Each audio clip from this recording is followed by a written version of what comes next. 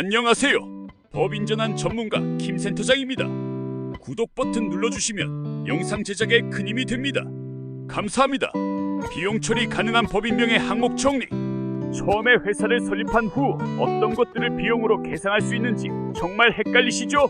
개인 돈으로 사업을 하다가 법인을 만들고 나니까 뭐든지 회사 명의로 하면 다 세금 절약이 될 것 같잖아요. 그런데 막상 알아보니 생각보다 복잡하더라고요.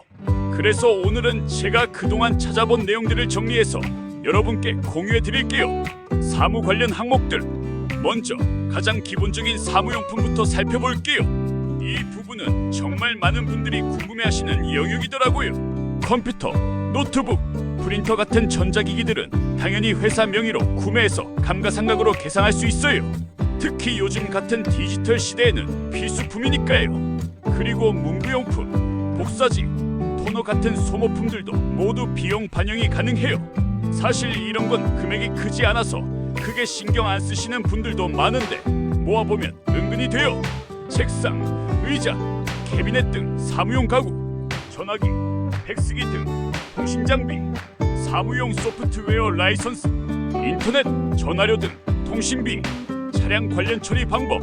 이 부분이 정말 많은 분들이 관심 있어 하시는 영역이에요.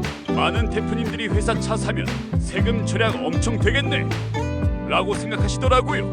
업무용 차량은 물론 회사 명의로 구매 가능해요. 다만 여기서 중요한 건 정말 업무 목적으로 사용해야 한다는 점이에요. 개인적인 용도로만 쓰면 나중에 문제가 될 수 있거든요. 차량 관련 팁. 차량 구매 후에는 주유비, 보험료, 수리비, 자동차세 등도 모두 회사 경비로 계상할 수 있어요. 운행일지를 작성해두면 더욱 좋고요. 통신비와 각종 요금들. 요즘 시대에 휴대폰 없이는 일할 수가 없잖아요. 그래서 업무용으로 사용하는 통신비들도 당연히 비용 반영이 가능해요. 휴대폰 요금, 인터넷 요금은 기본이고 요즘은 각종 구독 서비스들도 많이 사용하시죠. 업무에 필요한 서비스라면 이것도 경비로 인정받을 수 있어요. 휴대폰 및 인터넷 요금, 업무용 소프트웨어, 구독료, MS 오피스, 어도비 등 클라우드 스토리지 서비스, 업무 관련 앱 구독료, 임대료와 관리비.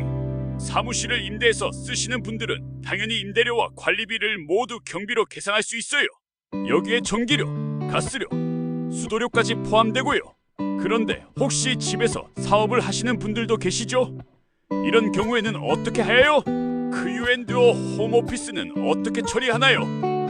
집에서 일하는데 집 관련 비용도 경비로 인정받을 수 있나요? 네, 가능해요. 다만 사업용으로 사용하는 면적 비율만큼만 계상할 수 있어요. 예를 들어 집 전체 면적의 30%를 사무실로 쓴다면 임대료나 관리비의 30%만 비용 반영이 가능하다고 보시면 돼요. 접대비와 회의비. 이 부분도 많은 분들이 궁금해하시는데요. 사실 조금 복잡해요. 접대비는 한도가 있어요. 매출액에 따라 연간 한도가 정해져 있거든요.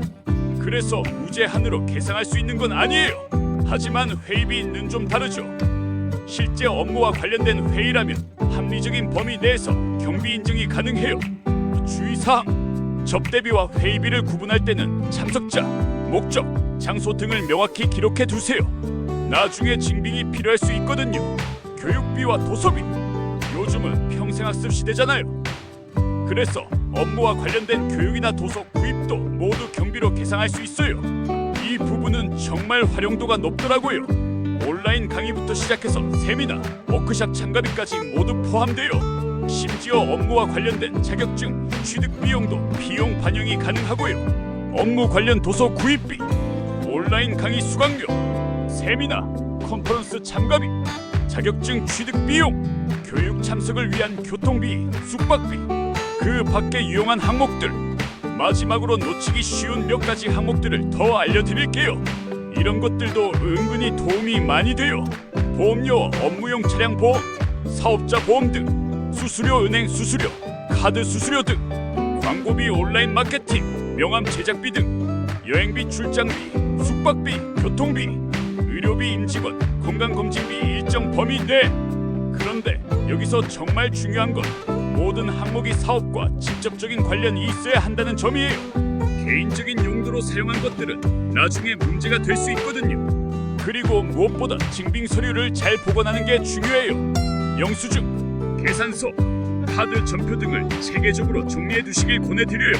사실 처음에는 뭐가 되고 안 되는지 헷갈리실 거예요. 저도 그랬거든요. 하지만 하나씩 알아가다 보면 생각보다 많은 것들을 합법적으로 경비 인정받을 수 있다는 걸 아시게 될 거예요. 다만 항상 사업 목적에 부합하는지 적정한 수준인지를 먼저 생각해 보시는 게 좋을 것 같아요.